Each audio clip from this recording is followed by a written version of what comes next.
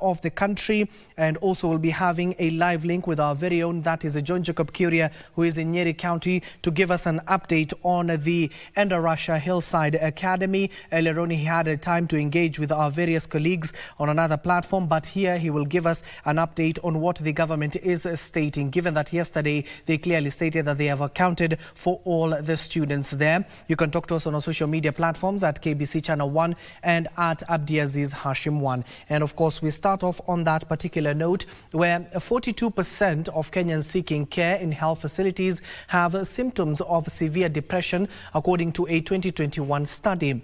The study has also revealed close to half of the population in the county was living with at least one mental disorder in their lifetime. Despite the high burden, Kenya has very low rates of mental health literacy among primary health care workers. Speaking during the launch of the National Clinical Guidelines for Management of Common Mental Health Disorders, health stakeholders disclosed that youth aged between 15 to 29 years are leading in experiencing mental illness. To deal with the situation, Kenya has embarked on a capacity-building journey to deliver high-quality, evidence-based mental health services at primary healthcare facilities.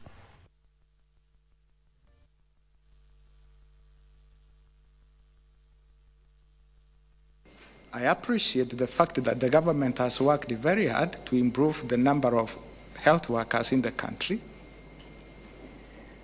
but still the gap in terms of the health workforce is quite big, and indeed there are several counties in the country without a single mental health worker. The guidelines will offer several advantages by ensuring that healthcare professionals are following evidence-based practices. The guidelines will help to enhance the quality of care and improve patient outcomes. Ultimately, this will contribute to a more supportive and inclusive environment for individuals with mental health conditions.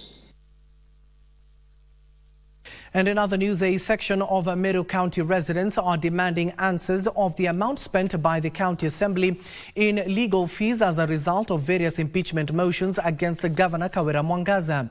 The residents want the County Assembly to account for the total funds spent as a result of 5 impeachment motions, which they argue are politically motivated. The residents say the public has a right to know how much has been spent at the expense of the development. This comes as the court is expected to give directions on an application filed by the embattled Meru Governor Kawira Mwangaza, seeking to quash the decision by the Senate to uphold the impeachment, citing failure to follow procedure.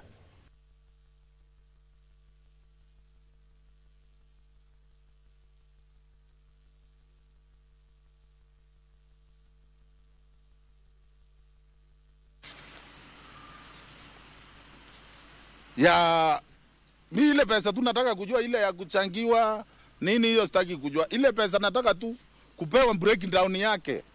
Ni pesa ile imetumika County Assembly ya Meru ya impeachment 5. Ndio wa Meru wakikaa chini wasifikirie pesa ile inatumika ni ya Ayubu, wasifikirie ni ya Kadhuri ama ni ya MCA. Nataka wa Meru waelewe ile pesa inatumika ni yetu sisi wa Meru.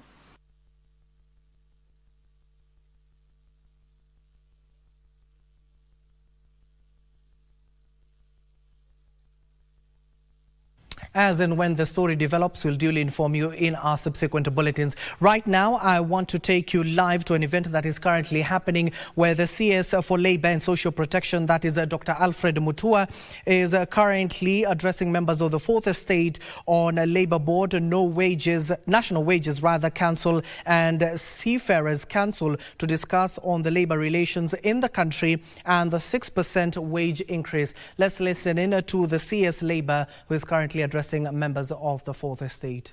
Kuongozwa kabisa waweze kuniambia huu ndio mpangilio. Mimi niko tayari. Nikipata mpangilio ambao unafaa, nitaweza kuangalia kisheria, nikiona unaambatana na yale maswala ya Kenya Kwanza na haswa mpango wa rais wetu William Ruto ambaye mwenyewe ndio alisema nyongeza iwapo, basi mimi nitaweka sahihi na basi mishahara itaweza kupanda mara moja. kulingana ile tarehe ambayo tutaweza kutangaza. Kwa hivyo kwa haya machache nasema karibuni sana, na naomba mfanye kazi mkijua kwamba kila ambacho unafanya kazi linamguza mtu ambaye umfahamu. Utamguza mtu ambaye yuko Lungalunga, mwingine yuko Ijara, mwingine yuko Moyale, mwingine yuko Kabonzweni, mwingine yuko kule Nyeri, mtu ambaye haumfahamu kidogo. Mtu yuko upande kule kwa boda, kwa ndugu wangu ule wa Kuria, mtu ambaye umfahamu. Kwa hivyo kazi unaoifanya ni kazi ambayo itaweza kuimarisha maisha ya watu. Kwa hivyo tuifanye kwa kina kabisa, tukijua kwamba inagusa watu kwa nyumba zao na mioyo yao na maisha yao. Asante. Thank you very much. Anybody would like to say something? So, yes.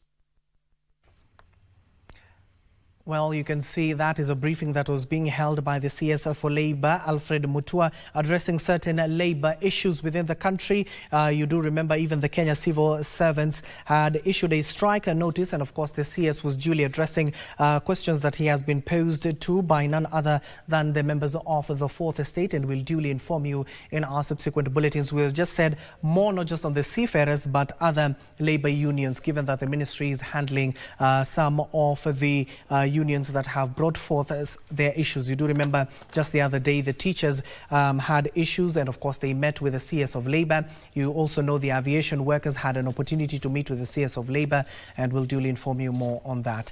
And in other news, religious leaders in Homabay County have called on the government to enforce safety regulations in boarding schools and also adopt a recommendation from past investigations. This advisory comes following a recent fire at Hillside Indarasha Academy in Nyeri County, which claimed the lives of at least 21 students. Led by their chairman, Bishop Abraham Wanda Odongo, argued that the lack of strict implementation of the safety standards put students at risk despite the existence of guidelines such as the 2008 Ministry of Education Safety Manual, which outlines standards for school infrastructure. They called for a proactive approach by the government, urging authorities to investigate the Hillside fire incident to ensure accountability.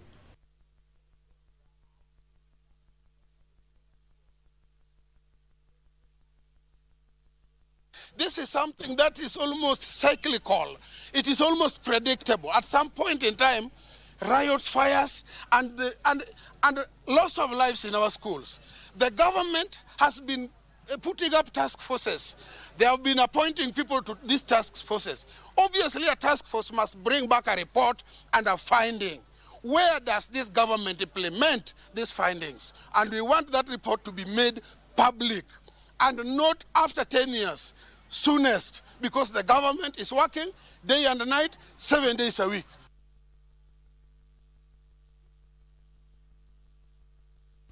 The national government is in the final stages of releasing funds for victims of the 2007-2008 post-election violence in Nyanza and western regions. The IDPs are set to receive a total of 3.7 billion shillings following a successful petition that was lodged in Parliament by Semi-Member of Parliament, that is Dr. James Nyikal, demanding prompt compensation of the victims. Speaking in Kisumu County, the chairperson of Kisumu County IDPs, Nerea, also called on the government to take action on the emerging cartels taking advantage of such situations.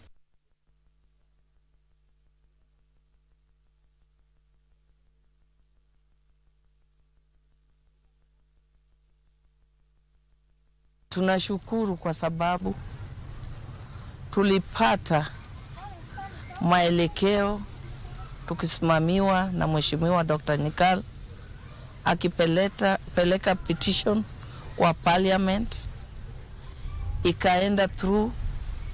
Leo hii tunaona nuru ya kwamba tunaenda kulipwa kama wenzetu ambao walilipwa wakati ule 2017. Hivyo ningeomba serikali watuchungulie, waone ikiwa hiyo pesa itatoka itufikie vile ilivyotoka.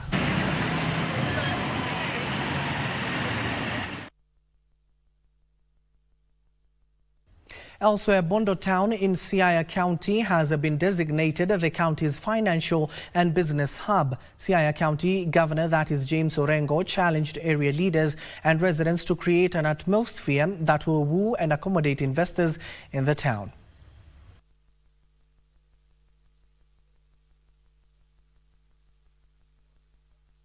We must attract the best brains to come to Bondo. If you look at our budget, it makes Bondo the epicenter of our activities. We know why we are doing it. The epicenter of activities in the county are going to be Bondo based. Next year, we have more than 200 visitors from Canada who are going to stay here in Bondo. Environmentalists and locals in Baringo County are expressing their concerns over the rising water levels in water bodies within the devolved unit that are posing a risk to locals. This comes as Loruk Primary School lost a significant amount of its land after Lake Baringo burst its bank. Lake Bogoria is also swelling, threatening to spill over to the adjacent structures, including a reserve gate and a shopping center. They now want the relevant authorities to come to their aid and alleviate the impending danger.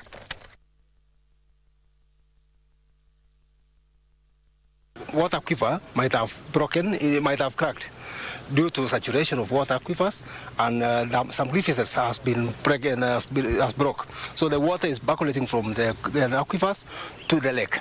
Ni kwamba hata ikienda bado inarudi. Sasa watu wamepoteza makao yao, manyumba zao zilibomolewa na hii maji.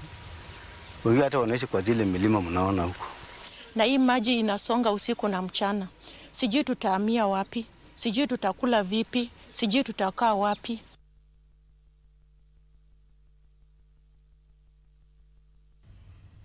And in other news, the Kenya Veterinary Paraprofessionals Association has appealed to the government to stop the ongoing harassments against agrovets and private practitioners in the sector. They have issued a 2-week ultimatum for their issues to be addressed, failure to which they will call for a national strike.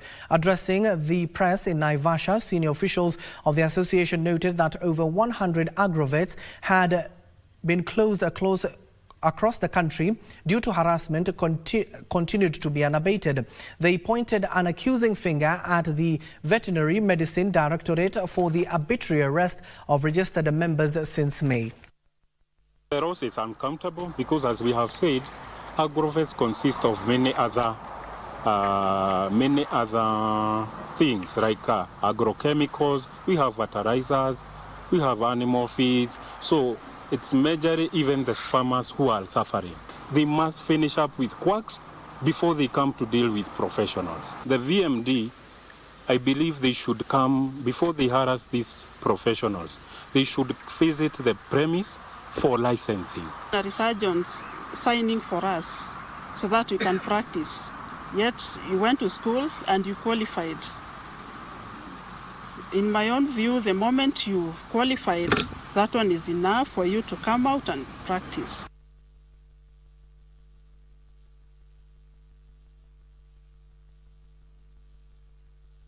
Private institutions have partnered to launch a study aimed at highlighting key issues that affect all older persons in Kenya. This comes after a study conducted in urban centers showed that older people face financial abuse.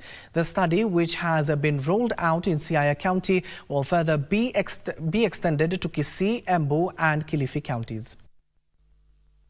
In Siaya County, a study highlighting barriers to access social protection programs by older persons kicks off. The study, undertaken by HelpAge International in collaboration with Kenya Society for People with HIV and AIDS, will target various issues, among them social protection programs such as the Inua Jamii pensions and the National Social Security Fund.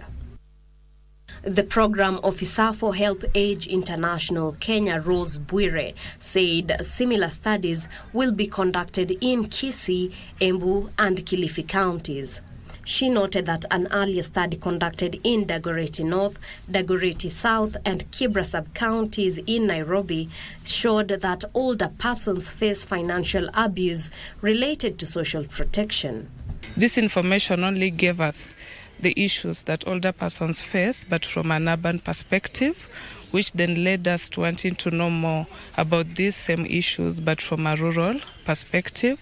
And therefore, we decided to focus on these 4 counties to get the Nyanza perspective, to get the central perspective, as well as the coastal perspective.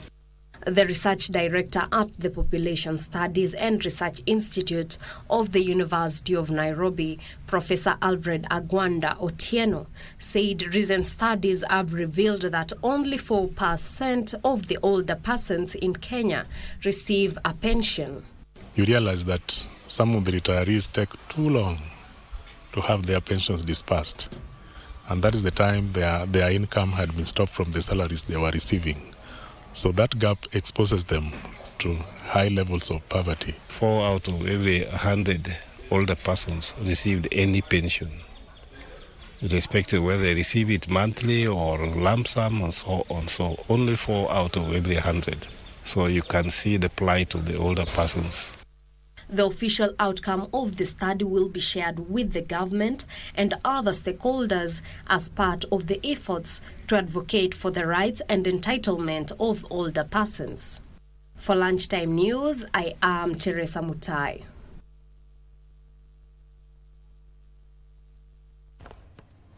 A local gold company in a Ramba village, Rarienda constituency, is counting losses after armed thugs reportedly invaded the property and destroyed property of unknown value. It is alleged unknown individuals forced their way into the company carrying crude weapons before they roughed up and destroyed or rather vandalized property and torched 2 excavators. Police have since launched investigations into the incident amid allegations of business rivalry. Amlight process gold mine site in Migori. Evidence of the invasion left behind, telling the story of what could have transpired, leading to the destruction of property running into millions of shillings. Wakanishika, wakanileta, wakaniambia simama, wakanileta hapa kwa mchanga hii penye gari imesimama. Jamaa mwingine mwenye tulikuwa na yeye pia waliweka hapo chini, alikuwa na jamaa karibu 3, 4. Mimi nilikuwa na wajamaa 5. Mmoja wetu pia alishikwa wakafunga na kamba wakienda nayo huko. The company's director Amos Mabonga says this is not the first time they have been victims of attacks, attributing to business rivalry as a cause of the frequent attacks. Very critical questions arise. 1, this is the 6th attack. All these people are known. Every time they are arrested, they are released on cash bail of less than 5,000 shillings. The company has faulted the police for allegedly being complacent, calling for investigations into the incident. Every time anavamia mali yangu hapa, napeleka kesi kotini, hakuna watu wanachukuliwa. Kila wakati wamesaidi na yeye. So I'm wondering, am I not a Kenyan citizen? Why are they protecting the criminal? Parsai Frederick, Lunchtime News.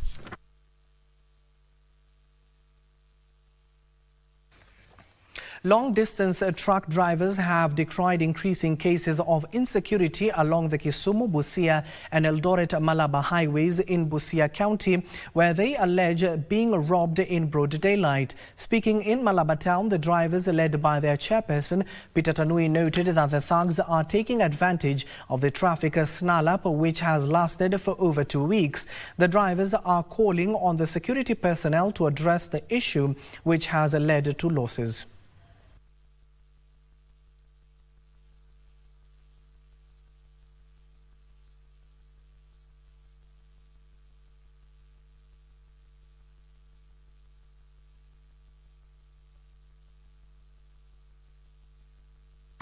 Busia Road kumekuwa na uwizi, madereva wanakatwa na kunyang'anywa mali yao ambao ni masimu na mapesa.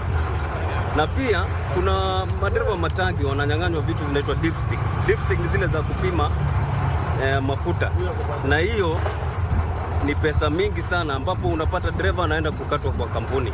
Sudan imezidi, madereva wanawawa. About I think 3 days ago now, the latest report was last 3 days. A certain mzee who is hailing from that side of Eldoret aliweza kuuliwa katika mahali ambayo inaitwa Mundri towards Juba.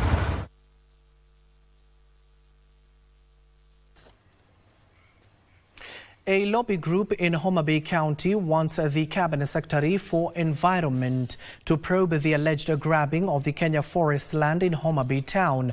The group alleges a plot to construct a privately owned arboretum on the public property.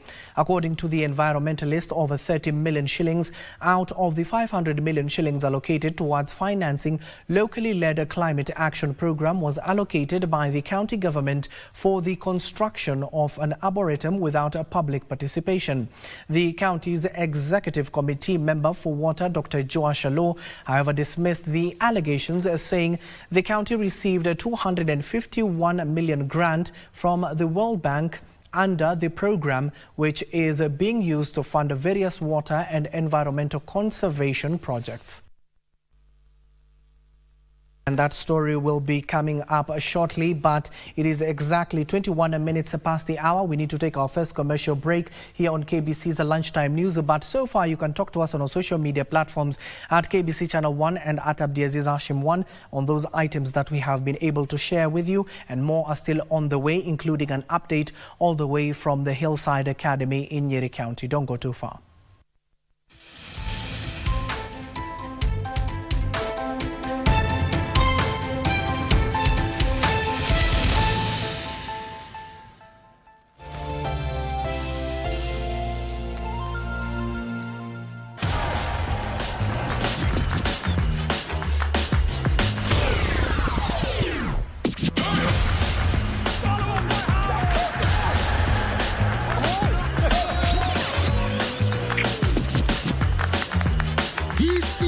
Enjoy na GoTV. Beshte yako wafuta. Tuna connect na ligi zote. Jishikie GoTV leo ujinais na the best futa live on Supersport. GoTV. Love it. Ever crazy.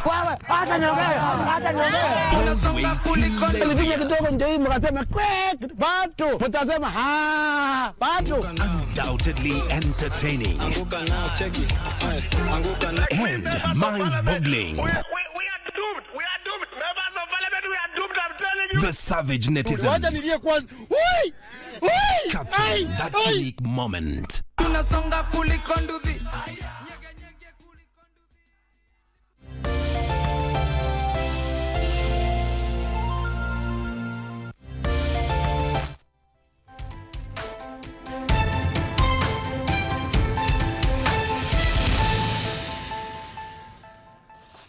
Welcome back and thank you for staying with us. Now, a lobby group in Homabay County wants the Cabinet Secretary for Environment to probe the alleged grabbing of the Kenya forest land in Homabay town. The group alleges a plot to construct a privately owned arboretum on the public property. According to environmentalists, over 30 million shillings out of the 500 million shillings allocated towards financing locally led climate action program was allocated by the county government for the construction of the arboretum without public participation.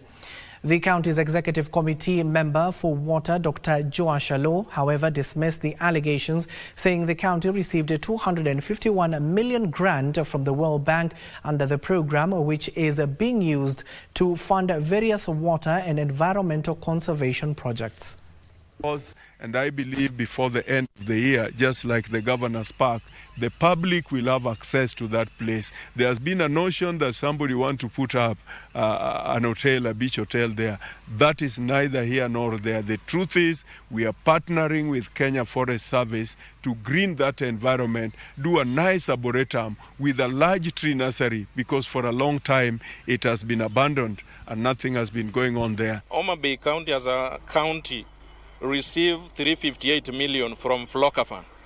I'm now appealing to CS Treasury John Mbadi, who is in charge of funds for Flocker, to stop second disbursement of financial year 2024-2025.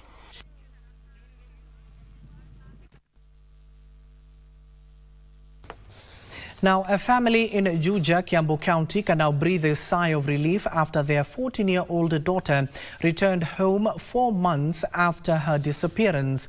Daisy Wanjiku, a Form 1 student at Kahuhia Girls High School in Murang'a County, had vanished from their home in Mugudha Estate on the 13th of May 2024, a day before she was set to report back to school for her second term. Days after KBC Channel 1 highlighted the mysterious disappearance of Daisy Wanjiku, the family has now a reason to smile as the 14-year-old girl returned home. Since her disappearance, her mother, Julia Wairimo, recounts the psychological trauma she has had to deal with in the search for her daughter, which she says got little assistance from authorities. Anasema hana shida yote, kwa hakika tumempeleka hospitali na mtoto ako na afya njema na ni jambo la kushukuru Mungu. Mimi niliambiwa niende nikatafuta mtoto moshare, nikasema mimi siwezi kutafuta aliye hai kwa wafu. Na ninashukuru Mungu sababu amerudisha jibu leo. However, on Monday, 9th of September 2024, an unpredicted call from Daisy will mark an end to the traumatizing journey by the family. Nikamuuliza ni nani? Kaniambia ni Daisy, mama. Nikamuuliza uko wapi? Akaniambia niko Kibo. Nikamuuliza kama atapanda tukutuku ama pikipiki, akaniambia mom, just give me 2 minutes, nitakuwa hapo kwa kazi. Nilikuwa naenda tena nikarudi. Nikamwambia sasa, nikaita dadake, nikamwambia sasa ile kitu utafanya, shika hizi pesa enda ununue jogoo ile kubwa ukuje tusijie dada yako. Though the shy-looking Daisy declined to speak about her disappearance, she apologized to her parents, saying she was ready to restart her academic journey. Kaniambia ya kwamba ni msamehe, amefanya makosa na hakika hatarudia hiyo makosa. Akarudi akaniambia kwamba yeye atarudi shule na atasoma na kile Mungu alisema atakuwa, ana uhakika atakuwa. The family, led by Daisy's aunt Winnie Mwaura, narrates the untold agony they went through, noting they had faced accusations of being involved in her disappearance. Tumeambiwa mambo mengi mabaya, tumeambiwa tuliuza mtoto, lakini hiyo yote siku ya leo Mungu ameileta kwa mwangaza. Comparing the daughter's return to the biblical story of the prodigal son, the family emphasized the importance of welcoming children back with love, even as they commit to support the lost but found daughter in her education. Nikamwambia mimi kwa kukusamehe, kama iko maneno iliongewa mbaya, mimi na sasa naiweka baraka.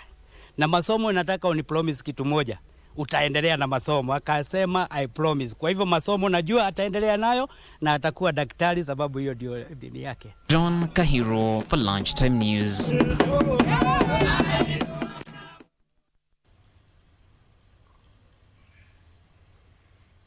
Still within the devolved units, a staggering 51% of women in Migori County have faced a form of gender-based violence, the number being significantly higher than the national average of 34% according to the Kenya National Bureau of Statistics. According to KNBS, despite various intervention measures, sexual and gender-based violence remains a persistent human rights violation in Kenya, with Migori County identified as a hotspot. Details of this and other stories is in our county's brief. Prevention and Rescue Coordinator Catherine Chacha says the county has reported over 1,000 documented cases in 2024, with 751 occurring between June and July. According to Chacha, women, girls and children are the primary victims. Statistics on men are low as many opt to remain silent due to stigma. And then we have an issue of cross-border. Migori is bordering Tanzania. So perpetrators running away to the near neighboring country, which is Tanzania, or even Uganda, the other side, it's very common. So as much as we want to sort out the issue of justice for the survivors, but the perpetrators go missing. Or even the survivor themselves sometimes go missing. You're not able to trace them. Meanwhile, Kiambu Governor Kimani Wamatangi has urged Tourism Cabinet Secretary Rebecca Miano to take swift action to address the alarming deaths caused by rogue hyenas in Juja Sub-County, where over 22 people have recently been mauled. Kwa vile watu ni wengi hawaulizani wewe unaitwa wapi ama umeitwa nani ama umetoka wapi. Wengine mtu anaweza kuliwa tu. Mnakosa kumuona mnafikiri alirudi nyumbani. Kwa hivyo hao watu wanaweza kuwa wengi sana. Ya pili ni kwamba fidia inafaa kulipwa na KWS. Tumeona mara nyingi hata walikuwa wameketi na kuamua ya kwamba mtu akiliwa ng'ombe ikiliwa na na Simba, hii ndio ile pesa wanalipa. Kuna mahali wameketi na kutoa maagano kama hayo. Elsewhere, the government has issued a 30-day deadline for the 15 constituencies lacking Uwezo Fund committees to establish them. While in Kakamega, Cabinet Secretary for Cooperatives and Small Businesses, Wycliffe Oparanya, said that the gap prevents residents from accessing vital development funds and urged local leaders to take their responsibilities seriously. Na zikipita hizo siku 30, ukiwa mjumbe hujaunda, ukiwa mama wa kaunti hujaunda, sasa usinilaumu, kwa sababu tunataka hizi pesa tusaidie watu wetu. Leaders from the Ateker community, which includes the Turkana of Kenya, Karamajong of Uganda, Toposa of South Sudan, and Nyangatom of Ethiopia, have called for peace and the promotion of education during a cultural ceremony in Karenga, Uganda. The leaders also appealed to respective governments to collaborate in confiscating illegal weapons within the Ateker community to foster commercial cooperation among Kenya, Uganda, Ethiopia, and South Sudan. In as long as people are carrying illegal firearms, I think we will continue on and off discussing issues of disarmament, issues of killings, issues of lost properties or livestock, something like that. So we need the East African community to come together and start discussing with a common focus and goal the issues of disarmament together. And in Kisii, herbalists affiliated to National Traditional Health Practitioners Association claim that imported medicinal herbs are of low quality. The practitioners say the said herbs have flooded the market in the county and could be potentially harmful to users. Tupatie samba ile tunaita samba ya serikali ili tupande miti iwe rahisi kupatikana ili tusaidie wagonjwa kwa maradhi mbalimbali. Pia tunataka utusaidie nyumba kama ka pharmacy. Badala ya kuweka madawa huko nyumbani, mgonjwa aende kutafuta madawa iwe rahisi kupatikana hapa. Kwa sababu wa madaktari wamesoma au Kisii County Research Center wamesoma na wamesomea madawa mingi na ile magonjwa. Mchuma Odim, The Lunchtime News.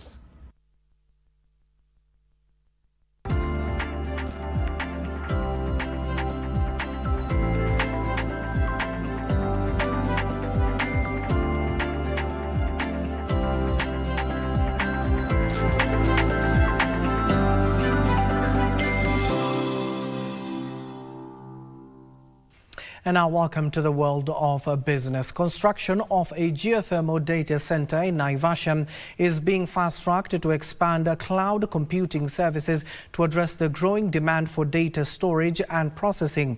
Information, Communication and the Digital Economy Cabinet Secretary Dr. Margaret Ndugu says the initiative is being undertaken through a public-private partnership model that will leverage Kenya's 10 gigawatts of geothermal energy, heralding a new era of green energy-driven digital infrastructure.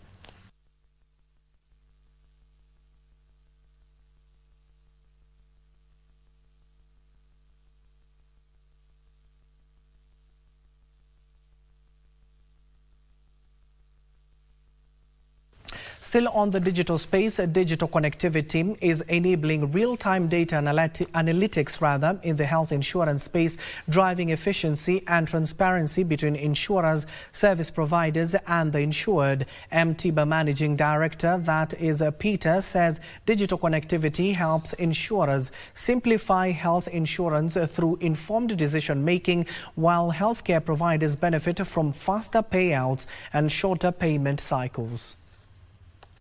By capturing real-time, very specific, detailed data, we allow or we can make dashboards which give real-time insights in terms of what is happening with the insured population, what is happening with the healthcare costs, which hospitals need to be paid what by when. So those kind of dashboards really give insurance companies the power that they need to be able to manage their products well.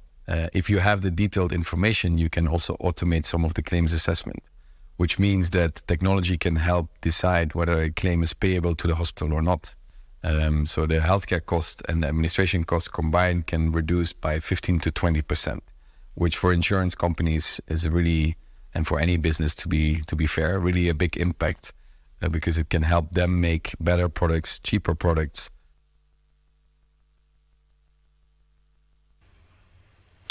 24 counties will lose between 300 million shillings and 900 million shillings each under the new revenue sharing formula proposed by the Commission on Revenue Allocation. Council of Governors Chairperson Anwai Guru wants the Commission on Revenue Allocation, National Assembly and the Senate to review the draft revenue sharing formula. Waiguru wants revenue allocation enhanced for especially counties getting less than 6 billion shillings annually.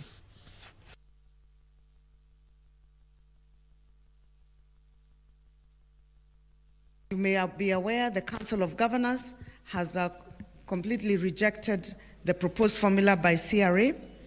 And the reason we have done that is because the proposed formula causes about 24 counties to lose revenue. Our proposal again to CRA is that they need to relook at that formula afresh.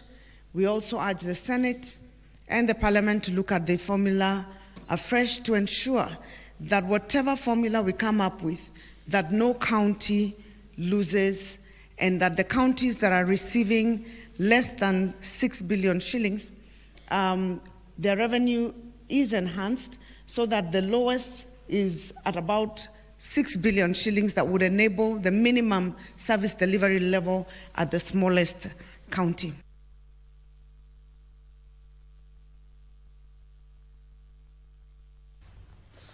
Also, the World Bank has rolled out a value addition program in Kajiado County dubbed the National Agricultural Value Chain Development Program, seeking to support farmers improve agricultural productivity for processing. Kajiado Deputy Governor Martin Moshisho is calling on residents to embrace farming to support the numerous value addition efforts in the region. Kwa upande wetu kama county, tutaendelea kusukuma haki ya mkulima itendeke. Na kwenda mbele, sisi tunafikiria swala la kutia dhamana, value addition. Jacob Monet, who is one of the beneficiaries, urged lending institutions and SACCOs to facilitate the modernization of agriculture by funding the latest technologies and innovations. Monet argues that with financial support, farmers can invest in modern equipment, irrigation systems, and quality farm inputs that guarantee improved productivity. Problems that we are facing as community is lack of credit facilities that will enable us to continue with agricultural activities. So through circles, the community will get credits that will enable them to continue with their agricultural activities.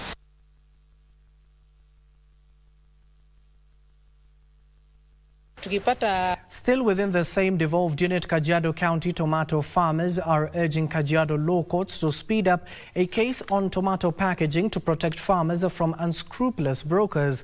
Tomato traders had moved to the court to oppose the county regulations on tomato packaging and prices that encourages extra load per tomato crate, and of course the program dubbed as Turbo. Now speaking in Kajiado when issuing a 6 million shilling check to women groups under the World Bank program, Kajiado Deputy Governor, that is Martin Moshisho, said middlemen rushed to court to oppose the county tomato trade regulations to continue oppressing the farmers.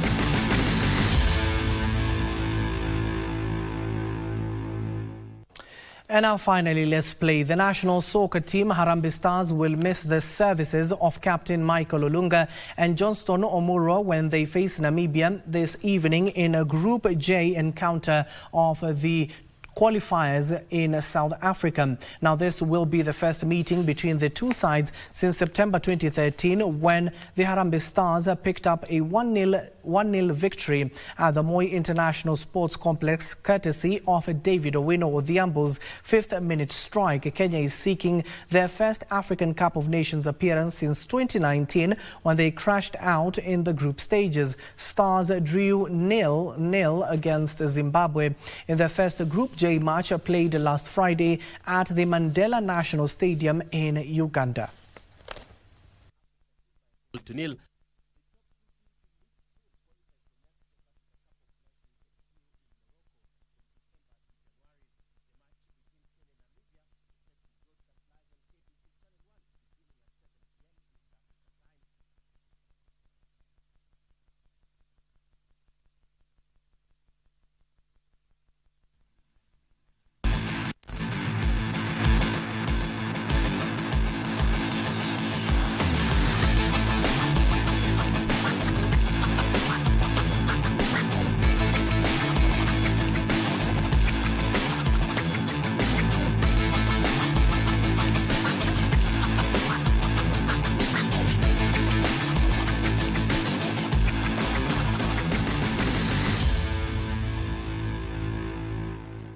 And that is all we had for you at this hour. Do join us in our subsequent bulletins at 7 p.m. and 9 p.m. My name is Abdiaziz Hashim. The sign language interpreter at the bottom end of the screen is Susan Thuku. But you can always find more on our webpage at www.kbc.co.ke. Good afternoon for now and enjoy the rest of your viewing.